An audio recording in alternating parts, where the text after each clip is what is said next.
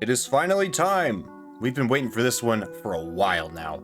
Hey people, Voice talking to you, and today we are looking forward to what happens after the last city survived the end of the world. This is Frostpunk 2, obviously the sequel to the well-loved hardcore city builder strategy hit, Frostpunk, in which the world was enveloped by an endless winter, destroying most of humanity.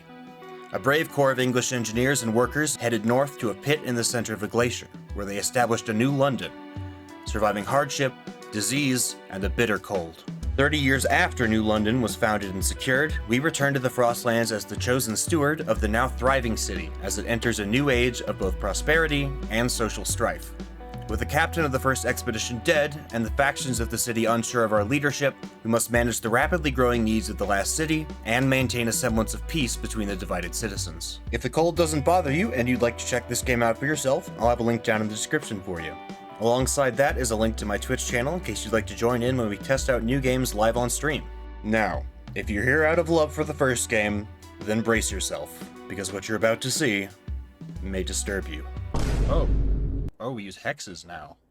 Yes, the radial building system is gone. They've taken the wheel away from us. Instead of placing individual buildings, we now have a hex grid on which we can build entire districts. Coming directly from the first game to this one, the mechanics of Frostpunk 2 are likely to be very disorienting. So don't expect skills learned from the early days of New London to be of much use here. What you'll see throughout this review is that everything from the first game has been multiplied in scale. I'll talk a bit more about my feelings on that later. A better place to start is the story. The opening cinematics are absolutely amazing, and the voice acting and sound design are just as good. The first few moments of this game just blew me away with the world building and the dynamic storytelling. Can you hear us? Captain! Do you hear us? A generation ago, we fled the crumbling British Empire as the world froze around us. If you don't have any idea of what happened in the first title, this will get you up to speed with style. But I'd still say you enjoy it more if you've played the prequel. The prologue opens with an unfamiliar group of survivors placed under our control. These wanderers have arrived at a new land and make their home around the carcass of an old dreadnought, using its impressive boiler to keep warm. Here we learn the basics of the game, and a surprising amount about the really interesting customs of the wanderers. For one, they lower their dead into their oil wells, their way of paying tribute to the fuel that kept them warm in life.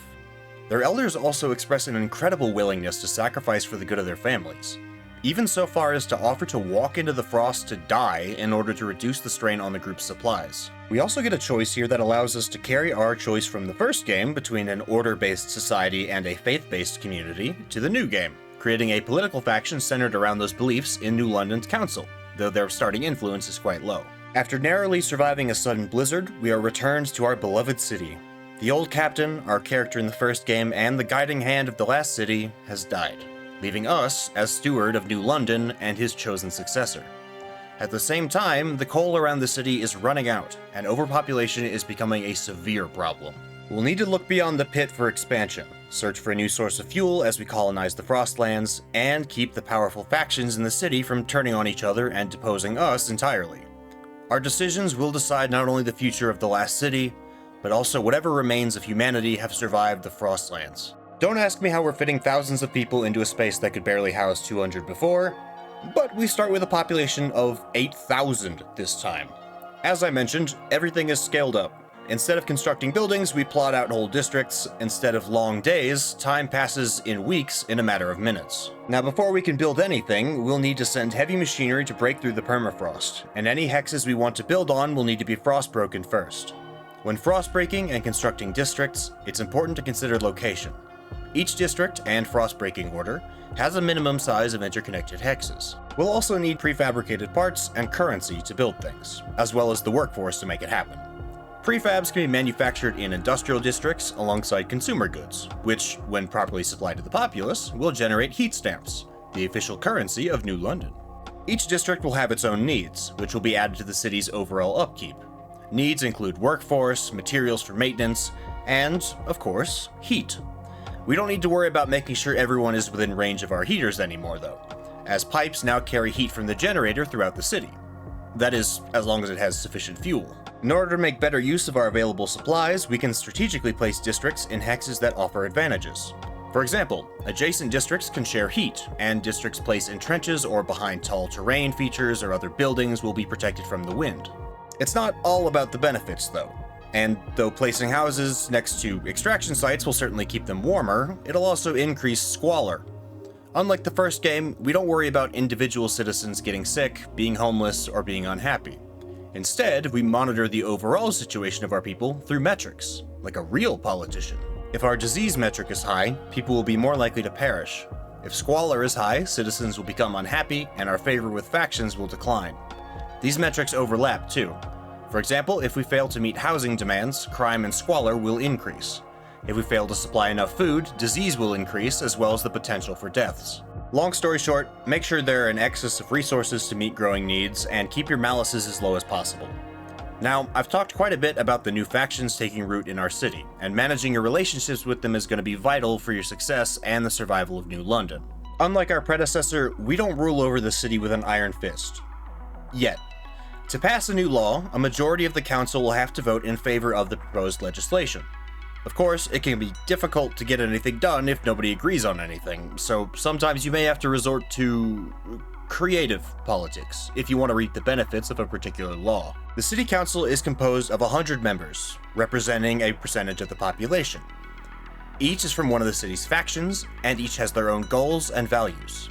Laws, research branches, and event choices will be viewed positively or negatively by each faction, depending on their principles. For example, the Frostlanders value adaptation and tradition, while New Londoners value progress and innovation. We can sway votes one way or another by making deals with certain voting blocks. It's up to you whether or not to honor that deal afterwards, but you might find yourself short of friends if you make too many empty promises. We can also boost the popularity of certain factions by favoring them monetarily or publicly supporting them, which can increase the chances of passing certain kinds of laws. Each faction is more than just a bunch of whiny bureaucrats, though. Different factions will offer different abilities, research options, and solutions to certain problems. The Frostlanders, for example, are excellent scouts, and if we call in some favors, we can make use of their scouts to more easily establish colonies. We can also spend some of our favor to ask for money from a faction, or even remove a faction altogether if the conditions are right. When considering researching new technology, we'll have a choice between options proposed by each faction. For example, the Frostlanders may recommend improving coal mining with a clever coal dust recycling system, while the New Londoners will suggest using an explosive-based system to find more coal. Each choice will have its own ups and downs, and more factions means more options, but that also means more people you have to keep happy. Proposing a law that one faction favors, selecting their research option, or choosing their offered solution to an event will improve their favor towards you. Keeping a balance between your voting factions and making use of their unique strengths is critical. If you just can't seem to win somebody over, you can always assuage them by offering monetary donations or other favors, such as allowing them to choose the next law to be voted on. If you aren't careful, tension between factions can erupt into violence very quickly if left unattended. That said, the higher the tension is within the city, the easier it is for us to seize additional powers like guided voting. So how you choose to rule is largely up to your own discretion, leaving a lot of room for very different runs. The last mechanic that's different enough to be worth mentioning is colonization. If you thought keeping track of everything I just mentioned sounds like a lot, just wait until you start building colonies. As I mentioned, for our city to survive, we must find new sources of fuel. Since the coal around New London is running out, we'll need to look beyond our borders to the unexplored Frostlands. With the proper infrastructure and some scout teams, we can survey sections of map around New London and decide how to handle what we find. Resources can be recovered, survivors can be brought to the city, and outposts and colonies can be established. While an old coal mine might be a decent spot for an outpost, a proper oil well will offer a location to build a new colony, giving us a place to dump some of our excess population while exploiting the resources and inhabitants of that area for the benefit of New London. How very British of us. This is probably one of the most interesting additions to the game, and not only will we be building roads and skyways to connect our holdings back to the city, but we will actually have to decide how to build up these colonies. Each colony location has a unique map with different terrain and challenges to contend with, but also valuable resources to be harvested. That's a lot to unpack, so let's talk about the game as a whole for a while. I said before that I'd elaborate on my feelings about the changes in scale, and that is the part of the game that I'm most conflicted on. Let me put it this way, did you ever play Spore? You know when you evolve from like the creature phase to the tribal phase and it essentially becomes an entirely different game? That's what this feels like. I mean, I respect the fact that the devs didn't just spit out a better looking Frostpunk and call it a sequel, and I understand exactly why they upped the scale the way they did. We're not just taking care of a camp of survivors anymore. Now we're planning the future of mankind in the Frostlands. While that sort of progression feels natural enough, the shift in perspective is pretty jarring, and it makes the game a lot less personal and a lot more political. That's not a bad thing in itself, but in the first game, each time a child died, I felt personally responsible, and it noticeably affected the city's morale. In the sequel, I shut off the air supply to a coal mine full of children to stop a fire and save the coal, and everyone forgot about it pretty quick.